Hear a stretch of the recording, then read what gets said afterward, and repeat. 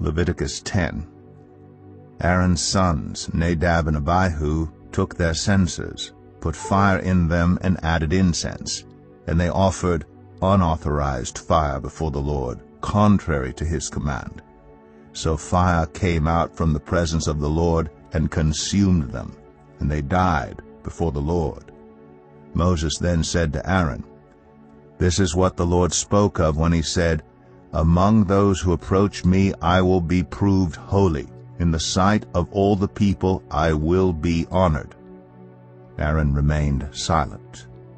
Moses summoned Mishael and Elzaphan, sons of Aaron's uncle Uzziel, and said to them, "Come here, carry your cousins outside the camp, away from the front of the sanctuary." So they came and carried them, still in their tunics, outside the camp, as Moses ordered. Then Moses said to Aaron and his sons Eleazar and Ithamar, "Do not let your hair become unkempt, and do not tear your clothes, or you will die, and the Lord will be angry with the whole community. But your relatives, all the Israelites, may mourn for those the Lord has destroyed by fire. Do not leave the entrance to the tent of meeting, or you will die, because the Lord's anointing oil is on you." So they did as Moses said. And then the Lord said to Aaron, "You and your sons are not to drink wine or other fermented drink whenever you go into the tent of meeting, or you will die. This is a lasting ordinance for the generations to come, so that you can distinguish between the holy and the common, between the unclean and the clean, and so you can teach the Israelites all the decrees the Lord has given them through Moses." Moses said to Aaron and his remaining sons Eleazar and Ithamar, "Take the grain offering left over from the food offerings, prepared without yeast, and presented to the Lord, and eat it beside the altar, for it is most holy. Eat it in the sanctuary area, because it is your share and your son's share of the food offerings presented to the Lord, for so I have been commanded. But you and your sons and your daughters may eat the breast that was waved and the thigh that was presented. Eat them in a ceremonially clean place. They have been given to you, and your children as your share of the Israelites' fellowship offerings. The thigh that was presented and the breast that was waved must be brought with the fat portions of the food offerings, to be waved before the Lord as a wave offering. This will be the perpetual share for you and your children, as the Lord has commanded."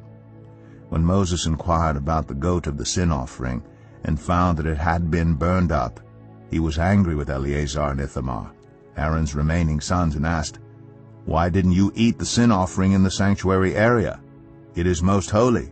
It was given to you to take away the guilt of the community by making atonement for them before the Lord. Since its blood was not taken into the holy place, you should have eaten the goat in the sanctuary area as I commanded." Aaron replied to Moses, "Today they sacrifice their sin offering and their burnt offering before the Lord, but such things as this have happened to me. Would the Lord have been pleased if I had eaten the sin offering today?" When Moses heard this, he was satisfied. Leviticus 11. The Lord said to Moses and Aaron, "Say to the Israelites, of all the animals that live on land, these are the ones you may eat.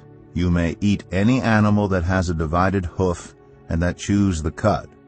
There are some that only chew the cud or only have a divided hoof, but you must not eat them. The camel, though it chews the cud, does not have a divided hoof.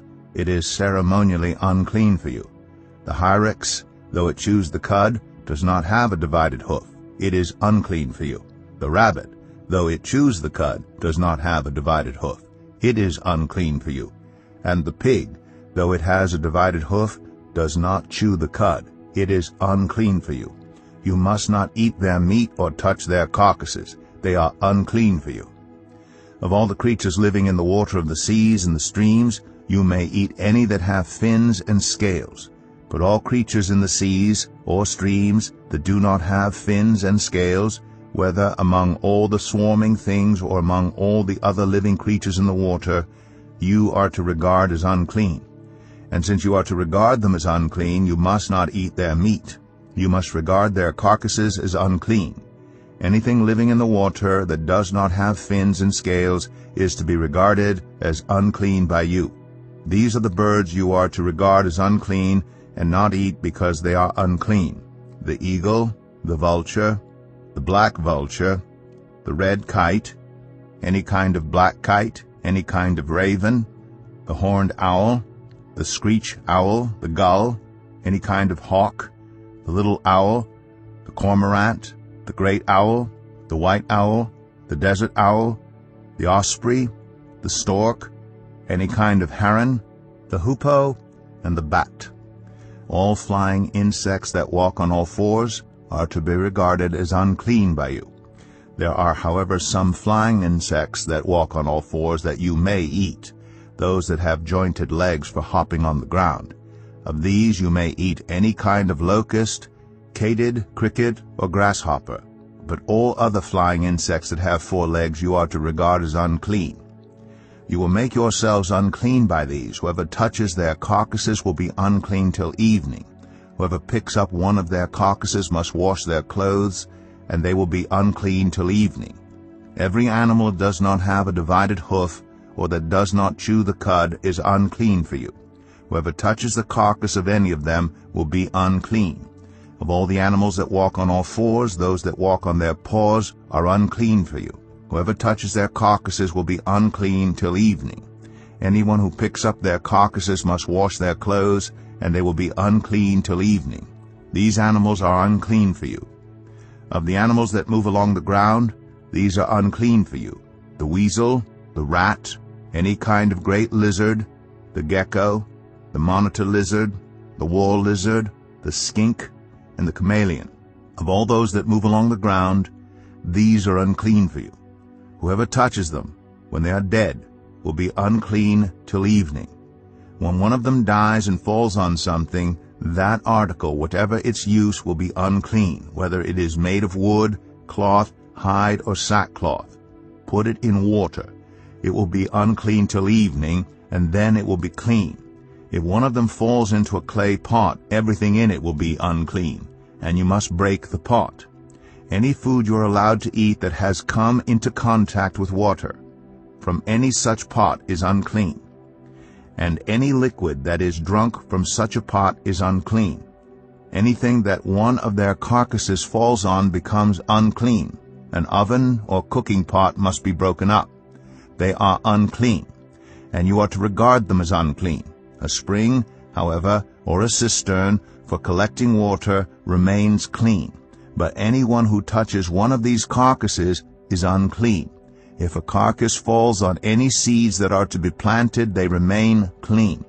But if water has been put on the seed and a carcass falls on it, it is unclean for you. If an animal that you are allowed to eat dies, anyone who touches its carcass will be unclean till evening.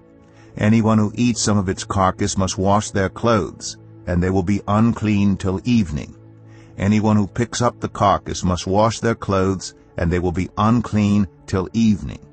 Every creature that moves along the ground is to be regarded as unclean. It is not to be eaten.